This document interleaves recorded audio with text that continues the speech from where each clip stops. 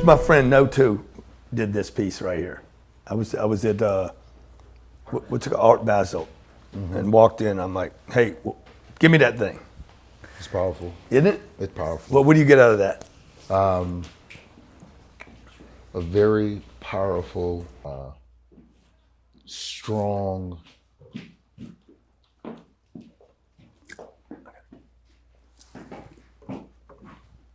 bad motherfucker. Yeah. Like, He can crush your brain, or he can pick a petal off a flower. Great to have you here, Marshall. You guys don't know Marshall Faulk, 2-time Super Bowl, won one, lost one, yep, and Hall of Famer. yep. Would you run the? What's your strength in football? My brain. Oh wow! Yeah. Tell me more about that. It's I at a young age, probably I'm gonna say about a sophomore in high school, my coach kind of challenged me to be more than just a position player. So then I started to learn the game of football, and it's odd that we start right there because people always, they try to category. Okay, he's one of the best running backs, and he's one of the best, and I'm like, I'm the best football player. Like, I could do it all. Whatever you ask me to do, I can kick, I can throw, I can catch, I can run. I'm a hell of a football player. So I always put myself in the mind of a football player. And in saying that, in order to be a really, really good football player or consider yourself the best football player, you literally have to know what's going on both sides of the ball, on every down. You can explain everything about the game. I love that. And that's how I feel like I am. Even when I moved from playing to doing television, the hardest part about TV for guys whom have success in the game is, how do you explain the game to somebody who's never seen football before? Like, tell them, what's the game about? And if you can't like within a minute or two explain like the basics of football, then you really don't know the game. So so when this coach said to you, he challenged you. How old were you? I was about 15. Yeah. So you're a kid with some talent. Yep. Grew up in Louisiana. Yep. Born and raised New Orleans. Where in New Orleans? New Orleans Desire, 9th Ward. I was born in the 3rd Ward, raised in the 9th Ward. Okay. So, and that Katrina just like Oh yeah, devastated. slaughtered Yeah. in the 9th Ward. So just imagine this: every childhood memory, every accolade that I ever received, everything every trophy that I had won at my high school, everything gone. Just Because it wiped out the high school. gone, everything. Wow. How crazy That's is crazy, man. Did you go back down there? Oh yeah, after Katrina? Yeah. I've done a lot of work down there, and we continue to do work.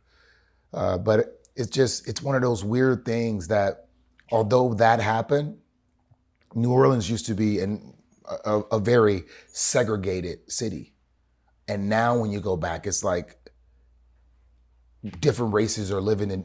There's no lines anymore. And as much as I think about all the stuff that I lost, I look at the game that we have now. New Orleans, in a sense, it looks like California. There's no divide lines between race. Oh, that's awesome. I've never heard anybody talk about it. Yeah, it is. I mean, we don't, because we're a very hospitable town. We don't complain. We won't say much. Best food in the world, there. man. But it's there. People are great there. So look, let's talk about, I want to talk about how does a guy get into the NFL? I know my viewers are interested in that. And obviously Super Bowl weekend right here in our face. Yeah. Who wins this game? I'm going Kansas City. Okay. Everybody seems to be going that way. I like offense. Yeah. I feel like the best offense and the best defense, the best offense is going to win. It's just hard to, especially in today's game. I mean, you could barely touch guys now. Right. Because the rules have changed. Yeah. It's tough to play the game of football the way it used to be played. So offenses, they have the upper hand. And then I love the Mahomes kid. Yeah. And not saying that Garoppolo is not, but the Mahomes kid big talent on both sides. The Mahomes kid is just, he's special. He's a freak, man. I've just never seen. He's using his brain. Oh my God. Right? Yes. Every brain, talent, arm talent, leg talent. It's just impressive. Sorry about that. It's all right. It's just impressive to watch what he does on the field. Because I thought, when we saw Aaron Rodgers, I was like, that's the next, oh my God, look at this guy. And Aaron Rodgers could run both ways, throw the ball, sidearm, deep ball, touch. Yeah. And then this kid's a whole new level, freaking nature. He's like Aaron Rodgers 3.0, not 2.0, because his ability to be just as accurate. He's faster. He's a more athletic guy. And he's the first quarterback I've ever seen throw a no-look pass. He was looking in. I was like, who does that in the game? Yeah. It's crazy. Well, you got to be able to see both sides, right? Just like you were talking about. You got to be able to see the whole field. Yeah. So I want to talk about, how does a kid from New Orleans get into the game? Yeah. How do you stay in the game? How do you leave the game? Because you've done all three of those things. Yep. There's guys in the game, we don't know if they'll be able to leave the game. And then how do you stay relevant? How old are you now? 47. Yeah, how do you stay relevant as 47? I was with Coach Shula last night, and I love him, man. So how do you stay relevant in the game? That's what because I've been through these transitions. Yeah. So first, how did you get in the game? Like you're 15 years old, coach is telling you something about. Yeah. So.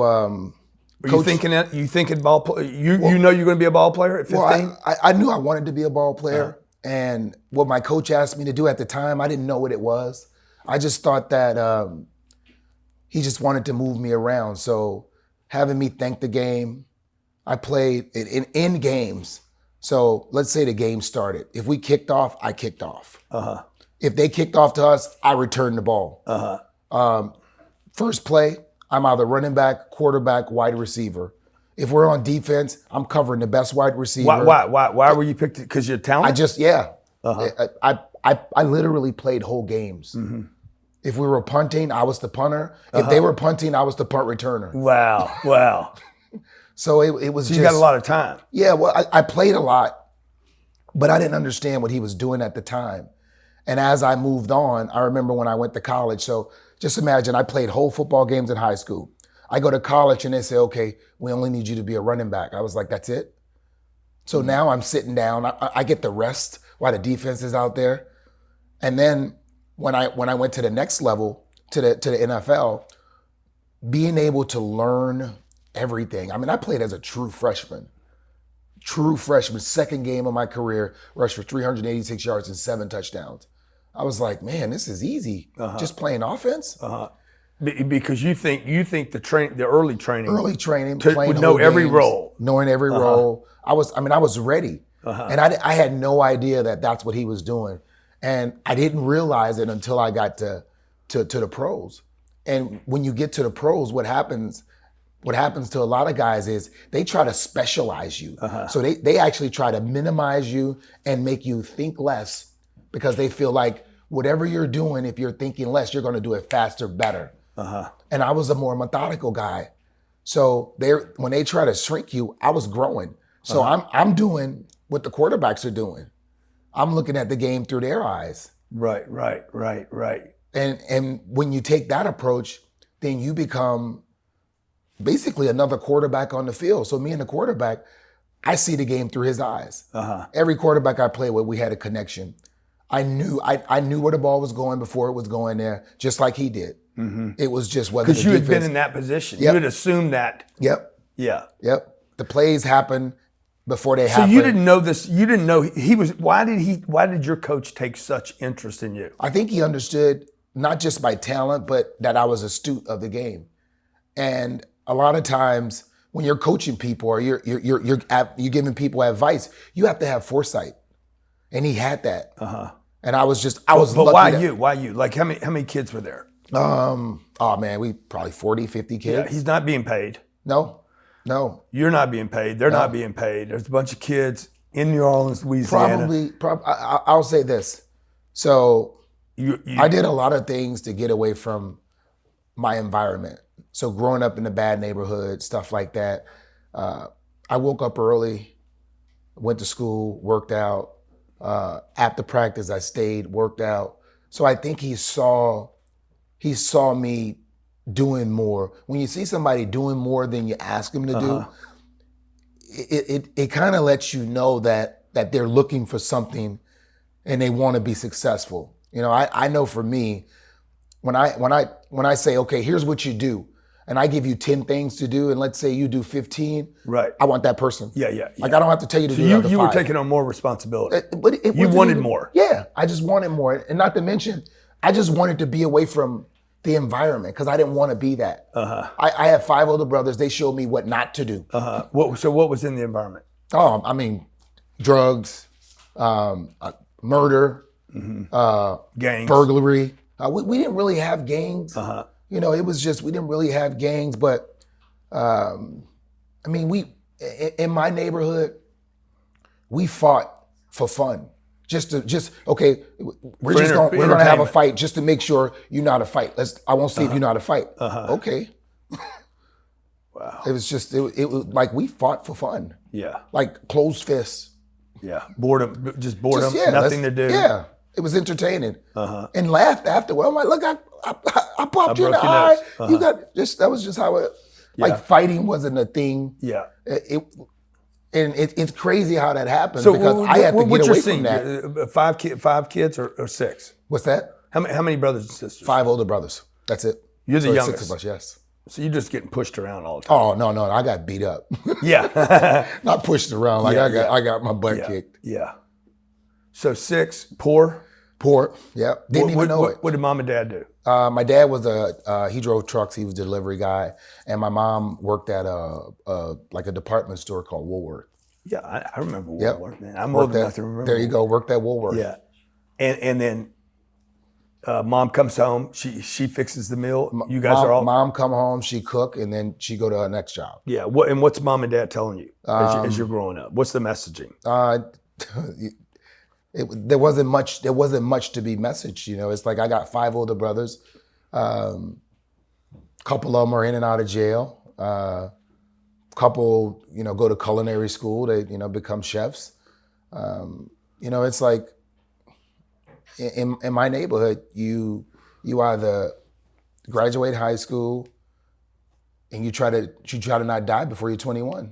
Oh wow. That was like, let's see if I can make it to 21. That was like the goal. So when did the coach take more interest in you than your dad did? Well, my dad worked all the time. He was just long didn't have haul. time. He was delivery. He was on the road. He was working, and coach was like another father in a sense, but he never like crossed that line to where it was that. It was always the relationship of On the field. I'm teaching you, and he kept it on the field.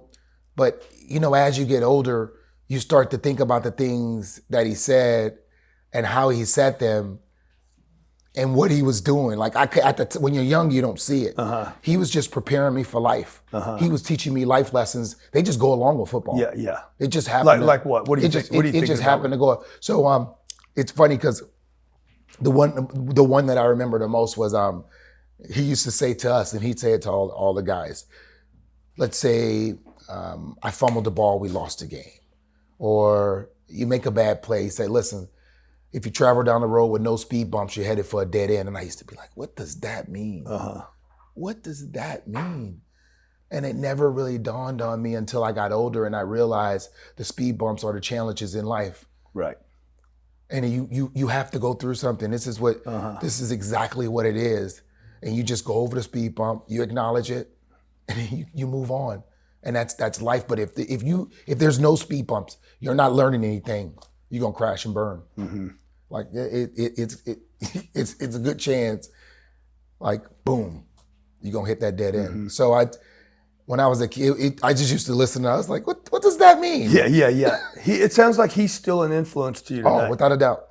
Without a doubt. I probably once a month. I just reach out to him. I'd send a text now, or just call and say, "Hey, coach, how you doing?" Just checking up on him. Yeah.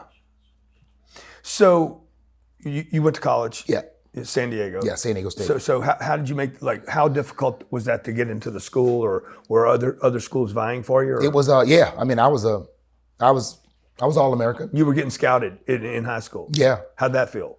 It was great. It was a great process, but at the same time, it was like I just felt lied to.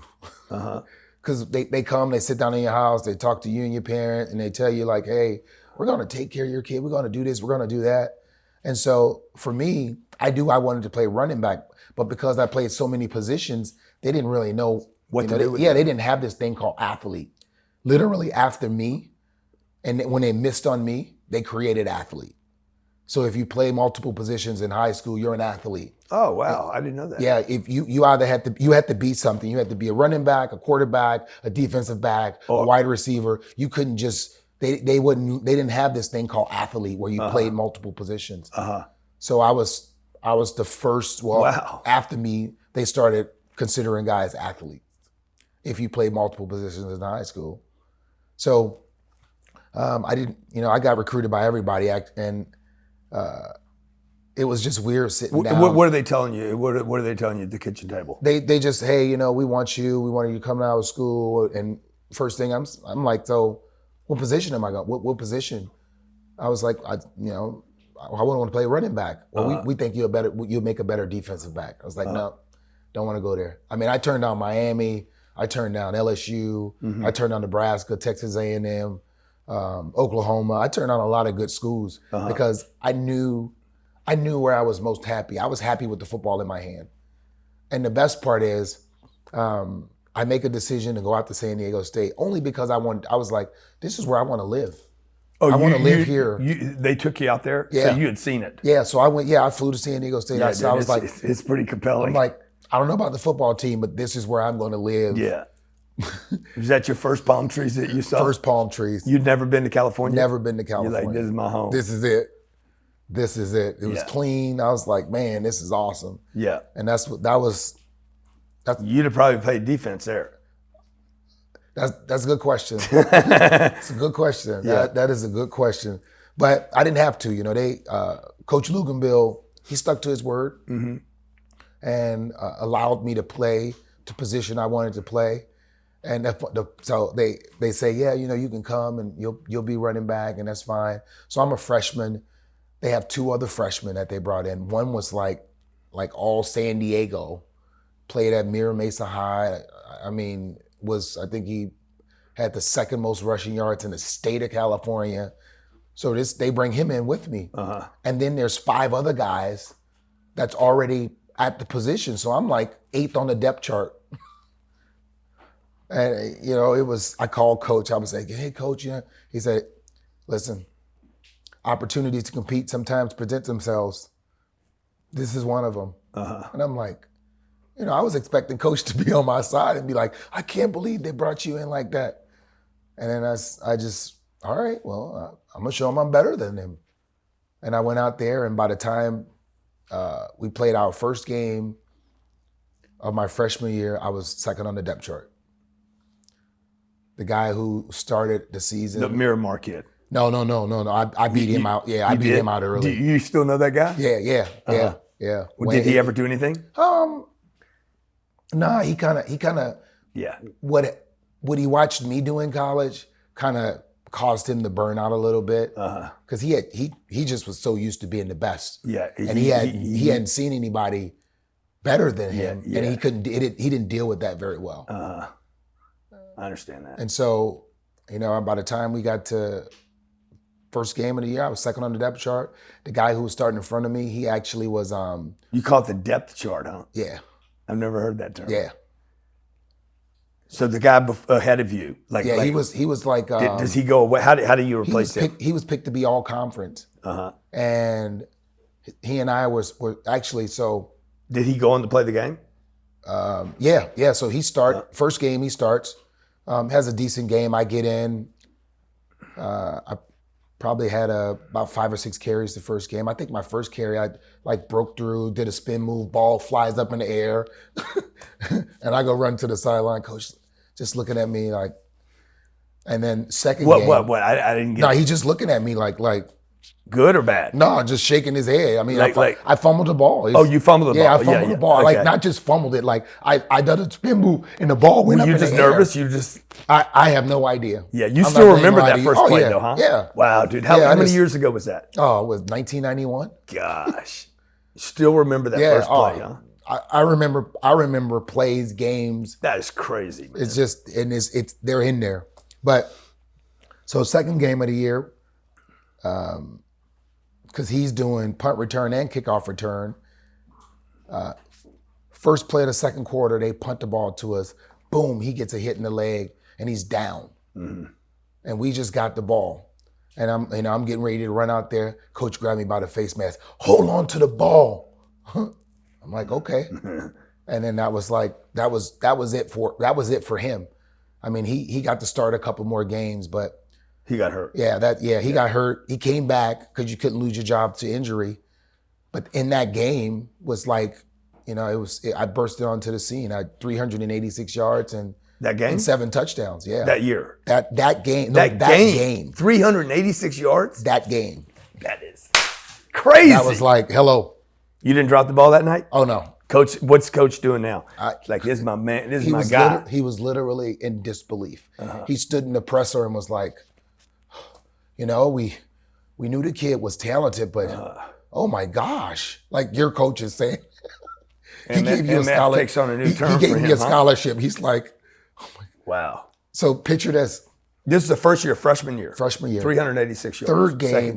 Third game, the starter comes back, and he's a little banged up, but he was a senior, so he's gonna play through the injury. And they say you can't lose your job to injury, so he's starting. Is that still true today? Oh no. Yeah. He's starting. Like, what a ridiculous rule. He'd have 20 carries for like 80 yards, and I'd have like 8 carries for like 150. Wow. Like that was the disbursement. And it was like everybody saw it. Even he saw it. And yeah, 5th game of the season, I got my first start. We were in Hawaii, playing the University of Hawaii. And we would always go, instead of on a Friday to play a Saturday game, we go on a Thursday. And they let us like hang out and do stuff. Well, we were, me, the beach didn't mean much to me. I was there for a reason.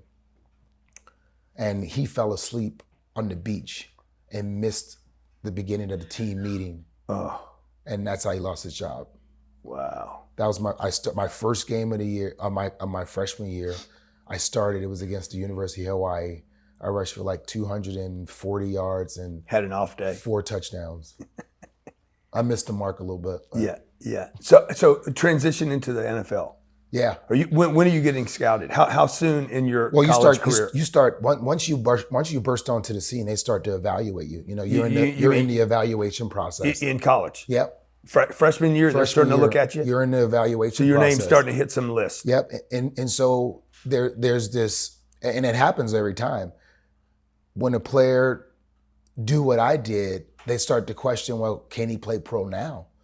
And then you know how basketball had you didn't have to go to college, or the one and done now. The NFL and the NC2A, they are aligned.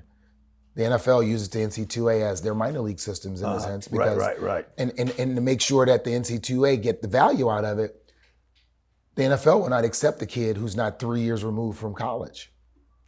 From high school. So you have to be 3 years removed from high school, that's 3 years in college. Yeah. So because they want to feed that system, in a sense. But they say it's because, well, you're not developed enough to play. Yeah. You think you could have gone then? I don't know. Yeah. I think physically, but I don't know mentally if I was ready for not like playing the game, but the lifestyle. Mm-hmm. The lifestyle that you live, being in a locker room with grown men. It's just a different lifestyle, and you don't know it until you get there. But yeah, I went through that. Had a couple more great years in college. Finished runner-up twice for the Heisman. Wow. Yep, lost to a guy. There's a guy here who played for the Miami Hurricanes who won one year that I know I should have won, Gino Torretta. And every time I see him, I'm like, how's my Heisman doing? He's like, I'm taking care of it. I'm like, how's my Heisman doing? Everybody knows it. It's known fact. He knows it. Yeah. But yeah, and then that process happened, and then you go through You know, it's like, okay, I'm leaving. I'm going to the pros, and then you go through the whole evaluation process of going to the combine. Is that scary? Is that transition scary20 being what, 20 years old? Yeah, it's not. I wouldn't say scary. It's like it's a whole like anticipation type thing because you just don't know, and not only do you not know, you have no say so. It's you just you're getting picked. Yeah. Like somebody's like, hey, we want you. Okay. You have no control over it. That's all you play. You put your numbers up. Did you have multiple offers? Well, it's not. You don't really get an offer. It's, because you're in a draft. Select. Yeah, you're in a draft. So you don't get to decide. You don't get to go where whoever pays you the most. No. Oh wow. No. Dude, I did not realize that. Nope. It's like the best player go to the worst team. Yeah. That's it. That's usually the case. What was your salary? Your starting salary? My starting salary, I made. If you remember your first play, you were in college. I'm trying to total it up. I got about $5 million assigned, and I made about 800 my first year. Wow. So you got $5 million up front? Yep. Wow, that's a nice advance. Yeah. Oh, you're how old are you? Dude, I'm 21. You're like, that's more money than your entire family had ever seen. Ever. Grant, I'll tell you. In the whole neighborhood, right? It's scary. Uh-huh. And it's scary because it's in the papers. Everybody know you have it. Uh-huh. You have it. You don't know what to do with you don't know. Yeah. Like, I was like, yeah. Now what? Like, yeah. What do I do with this? Right. It's like, who do I... You were where? Where'd you move to? Indianapolis. Never been there? No. I mean, that's a hard move from San Diego, huh? So imagine you're going to work now. Imagine this. This was so you go. There's a process called the NFL Combine. It happens in Indianapolis actually. So I'm there for the combine. It's the worst storm ever. It's my first time like in snow. It's a blizzard, black ice on the road. It's crazy. And I leave there and I was like, what have I done? This was crappy. I'm never coming here ever again. And then they draft me. Oh my God. I was like, wow. Speed bumps. Right, exactly. There's nothing you can do. Yeah. You're like, you got to go. You got to go. You have no choice in the matter. No. So you go there. You're running back. Yep. How many yards? How many running touchdowns did you have? Over 100, right? Yeah. And catching. About another 30. Yeah. It's awesome, man. Put you way up there. I did all right. Huh? I did all right. How many years? 12? Yeah. 12 years? Yeah. Nobody lasts 12 years in that game. I mean, you can. You just got to take care of yourself. How few people? It got to be under 5%. At my position, that's a lot. If you play running back and you play 12 years, that's a lot. So what were you doing to take care of yourself? You got away from the drug scene when you were a kid. Yep. You didn't. How did you not get sucked into that? Do you know? Because it got me. Like I was going to be a baseball player, and literally drugs had me at 19 years old. I think what happened for me was I have 5 older brothers, and it wasn't that they meddled around in drugs. I just always wanted to be different. Like if they did something, I either did it better or did something different. And that went with my friends. And it was just like a part of. So when they were smoking weed, I just didn't want to do it. I want to be the non-smoker. I always wanted to. So that sibling kind of uniqueness. Yes, and it led into, things that I saw my friends do or things that were in my community. I looked at TV and wanted to be on TV. I wasn't just entertained by TV. I learned how to do television by watching Tom Jackson. It's like I just watched him. I watched him operate. I watched the cadence of how stuff went. And I was like, that job looks fun. When I'm done playing football, that's what I want to do. My freshman year in college. So you're starting to like. Oh, yeah. Yeah, I'd already kind of planned it out. I'm like, that looks fun. Like I want. How do I get? I remember asking our public relations guy, how do you get that job? Interesting. And Interesting he that said, you saw that. you have to learn how to. I had this heavy New Orleans accent, and you couldn't really understand a lot of the words that I said. He said, well, first of all, you need to be able to communicate and explain yourself, express yourself, and talk about the game. I was like, okay. He said, so you probably want to look at oral communications. All right, I'm a minor in oral communications. Wow. And that's what I did. I was like, I'm gonna learn how to communicate. When were you doing that? How soon? Dude, that was the freshman year. Like my freshman year, college. My college. second semester of my freshman year. I'm 18. Yeah. Were you a good student? Yeah, yeah. I was a hardworking student. Like I wasn't. I never looked at myself as like in football. I have a gifted mind in football. I mean, I see stuff and I learn stuff.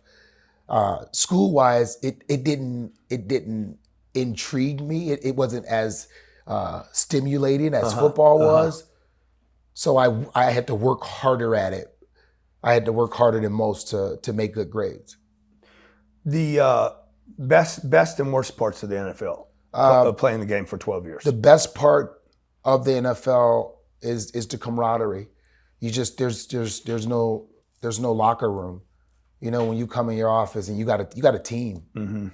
That feeling of team, you just don't get that anywhere else. It doesn't exist. Even at home, even with a wife and kids. It's not the same. Like yeah. It's different because when it's wife and kids and you're the breadwinner, there's a responsibility to take care of them. But when it's team, everybody's trying to pull their own weight. They got a job to do. You sit down and you feel like everybody's taking hits, having losses. Yeah, so it's having different. Victories, yeah. Most guys, when they're done, they don't miss playing. They miss the locker room.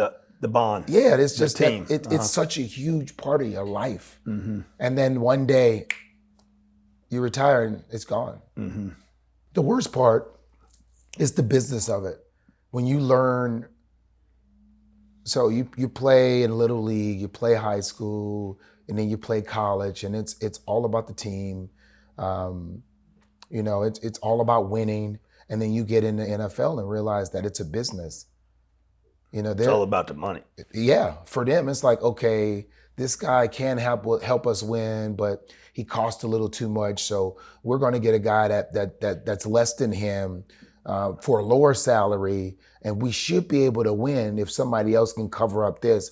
So we got to let win you know. What though? Win enough or win the whole thing? Just win a game, like win a game. It's all about you don't think about winning it all. It's like this whole. Yeah, not every team every year knows. You're just trying to win each game. That's it. And if you make it to the end, you make it to the end. But you're just trying to win each and every game that you play. Because why? Because you can't make plans for down the road. The worst team in NFL. No. I mean, from the business standpoint, though, like the owners are there. Like, I mean, these guys start next season. They can't be thinking about it. Not everybody's got the talent to win. So there's a few owners that's willing to spend as much as they can to win. And there's other owners that want to make sure that spend enough to keep the seats full. Yes.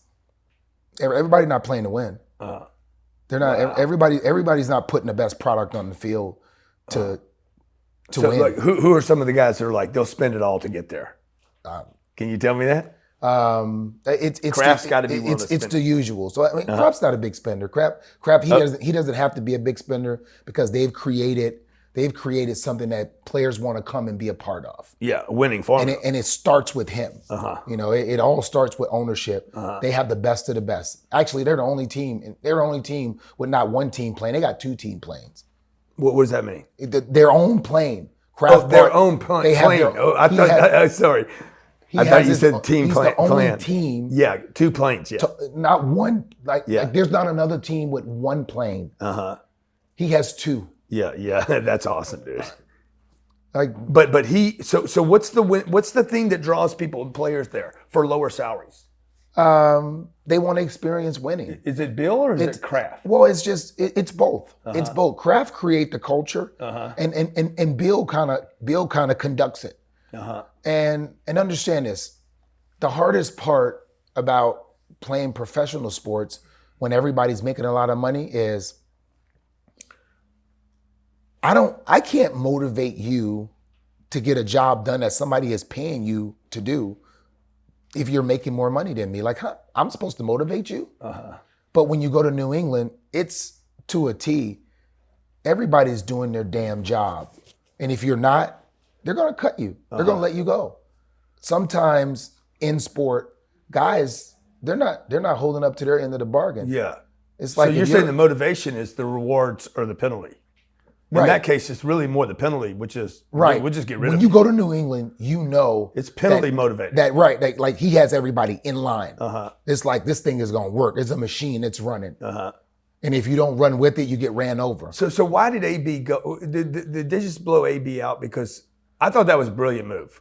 Did they just blow him out because of all the heat on the lawsuit? What do you know? Huh? Partially. See, I love Robert Kraft, man. He's probably our best owner. And you just gotta look beyond the smoke and mirrors. You know, it had very little to do with AB and his situation. It had more to do with Mr. Kraft and his situation. Oh, got it. You know, everybody forgot about. Got it. Palm Beach. Yeah, they brought it all back up. The whole AB thing. Yeah. You know, that thing grew into. Yeah. And you got a guy on camera. Yeah. I get it. So that really, and there's no way you can allow what's being said if this is what's being said about you. Yeah. He couldn't defend his position. Right. You can't defend that position. You cannot. You gotta we gotta sever ties with that. So that's what that was about, because Mr. Kraft stand behind his players. That was just one he could not because of the situation that he had going on. Yeah. So how did you miss all that stuff? Like, how did you not get all wrapped up in it, man? Like 12 years in a game that's got all this spotlight, a lot of money. What was your salary on the way out? I made. You were making more than $800,000 a year. Oh yeah. I made my last year probably about 9. It's awesome, man. Yeah, about 9.5. Yeah. So I mean, I was, that's huge money. I knew what I wanted out of football. I knew what I wanted to do after football. So it wasn't stay out of it. It's just like, you live your life this way, you stay in this lane, and that's that. Yeah. I didn't have to, But they're doing I know everything they got to be doing. Like they got you get everything you want. Yeah. So how do you say no to it? You just say no to it. I mean, it's as simple as saying no.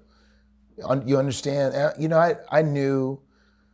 Probably, I'm gonna say my first 2 years, I had fun. I did what I wanted to, and I enjoyed it. And then from that point forward, I started to think about, if this was my last game, how am I going to live? And could I sustain that life? And that was it. I was planning my exit. I knew they weren't gonna kick me out. Like, I was going to leave when I was ready to leave. And that was that. And you start to build up, kind of a rapport in the league and with the team, to where you get to call your shots on what you do. They're not going to, Brady can call his shots. Yeah. And that's what you want to do. Ultimately, you want to be able to say, I'm done, or, I want to play another year. And they're like, okay, I mean, even if you're not effective, we'll let you tarnish your own legacy, but that's the kind of rapport you want to have. That's the kind of respect you want to have, and you show them that kind of respect as well. Tell me about what you're doing with the Truth About Drugs here in town. I know you guys distributed 750,000 pamphlets last year. Are you doing that here in Miami? I am. Yeah. Tell me about that. We last year in Atlanta, we did some great numbers. And I kind of set a target for what we wanted to do here, and I feel like we're going to crush that. I should say we're crushing that now. But I'm not a drug user. I don't even know. Why? What created the passion for you in this? I don't even know, and but I understand what's going on. And I grew up around drugs. Yeah. And I know the effects of it. And I just want to do my part. I have an opportunity to make a difference. My voice, my person, to people, it matters. people listen. I have opportunities to sit down with you and do things like this. And sometimes we use it for personal gain. And oftentimes we use our likeness for personal gain. For me, this is my debt to society. Mm-hmm. This is a crusade for me to make a difference, for me to do something. And I mean, there's no gain for me in this other than somebody sitting at home educating themselves on something, or some parent reading some of the information and saying, oh my God, that's what's going on with my kid. I need to get them help. Yeah. Well, this is a bigger problem now than street drugs were when you and I were growing up. Yes. Because I mean, the opiate, like everybody, Democrats and Republicans, the prescription across the country, drugs, the opiates, the prescription drugs. Grant, just saying, I remember the Nancy Reagan, just say no to drugs. Yeah, yeah. And it was about crack cocaine. And it was bad in the ghetto. It was a lower level, lower society, low income drug. Yeah. Just say no. And that was it. That's all they had for us. It was like, we needed more than just say no. Yeah. But that's what they gave us. Now you have this meth, and you have these opioids, these prescription drugs. Yeah, yeah. And now it's in the suburbs. Yeah. It's in the suburbs. And now it's reaching Congress. Yeah, yeah. And now we want to do something about drugs. Right. It doesn't matter whether you're white, you're black, you're New Orleans, or you're Newark, or yes. And Bel Air, so, Beverly Hills. Yeah. And so, how do we make a difference? How do I play my part in this? How do you play your part in this? We all make a decision, and for about 3 or 4 years, they'd show up to different golf tournaments of mine and other, and I'd see it around. And then finally I was like, tell me more. And then I was like, how can I help? And so I realized how I could help. I realized my reach and what I was able to do. Mm-hmm. And I said, I actually went to them. I said, I want a crusade for this. Mm-hmm. I want to be your national spokesperson. There's not a family in America that doesn't know a drug addict, been affected by a drug addict. Not one. Because you said something to me before we started today, was like, you didn't have a problem with drugs, but you know all the people around you that have been affected by the drug user. And that's what people don't understand. How when you have let's say you have a father on drugs, mm-hmm. you got a wife suffering, you got a daughter suffering, you got a son suffering. I mean, and that's just the people that they touch within the household. If he's working a job, there's people on the job that he's letting down. If he's working a job where let's say you're doing something and someone could get hurt, that you got somebody's life at stake. Totally. It's just there's so many layers behind the drug user, and it's bigger than just the drug user, the addict. It's just so much bigger. So what are you going to do? You're going to pass out pamphlets, just educating people about the truth we're passing out pamphlets. The effects of weed, the effects of opioids, the effects of the prescription drugs. Yep. Because it's not just crack. Like people are like, oh yeah, I don't use crack and I don't use cocaine. But we have everything. We even have we're talking about, we're educating them on vape now because that's such a big thing. I mean, that's a craze now with kids, and it's I mean, whoever thought vape would become this, but it is. And so, although we're passing this out now, we really like sending them to drugfreeworld.org just so they can go and really study. There's curriculum. I think people know. I think people think they know, but I don't think they actually know. I was the same way. Yeah. And then you're like, wow, that's interesting. And you have an idea of how drugs are affecting us as a people, us as a race. Mm-hmm. But when you really read the numbers and you hear, it's like, wow, are you kidding me? My mother was 83 years old. She was having some medical problem. She goes to the doctor. They give her 3 or 4 prescriptions. My brother looks at what the prescriptions are. 3 of them were antidepressants. She didn't go there for antidepressants. She had no depression problems. She went there, she was aging and she wasn't hungry. And they wanted to kick her appetite up. and they gave her antidepressants. Had we not looked, had we not known, the website's what? Drugfreeworld.org. Drugfreeworld.org. And Yeah. you're going to be here in Miami. I know. I'm here all week. Yeah, all week. I'm here all week. Every day. Doing interviews, talking. Every day I'm spreading the word. We're doing something. We're doing something to get this messaging out so people can have the opportunity if they want the opportunity. You have to want the opportunity. Yeah. You understand. Yeah. Like you don't. You got to be willing to accept the truth. Yes. You want to know the truth, you got to learn something. So, and that's assume what you don't know about. everything. Man, I appreciate you being here. Any last words for entrepreneurs out there, business owners, startups, or ball players that are maybe wasting their money? I did this thing last night. I'm like, you guys got to quit blowing your money on watches and Lambos and houses. What advice would you give the ball player about money? I think whether it's money, whether it's drugs or anything in life, if you're going to do it and you're going to invest or be a part of it, educate yourself on what you're doing. Education is, I just believe education is the key through and through. And when it's something that interests you, the education is fun. Mm-hmm. It's not like reading a history lesson when you don't care what happened, in World War I. Yeah. That has nothing to do with you. Right. Anymore. If somebody bring you a proposal, don't just hand it to somebody. Read it. Yeah. Or have them, you read it and then say, explain this to me. Does the ball player depend too much on the manager or the agent? Yeah. What did you think about the Marshawn Lynch?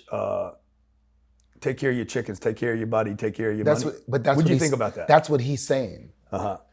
That's exact. He is saying exactly what I'm saying. Yeah. Which is educate yourself. Yeah. Don't stop relying on other people. To do your job. It's your money. It's your responsibility. Yeah. Take care of it. Create something. You're the man. You're a true power player. Okay, that's this show. If you know somebody out there in power, got in power, like ready to give back to the community, hit me. Let me know you want to be on the show. Thank you, man, for being who you are, for staying away from the drugs in high school, for making a difference, for blowing out of your environment. You could have been somebody completely different. Oh yeah. Right? Definitely. And thank you for that 380 yards in that game. That's crazy. For your career, for everything you're giving back to the community. I really, really appreciate you. Thanks for having me. Okay. Hand off to Marshall. Faulk finds a hole. 30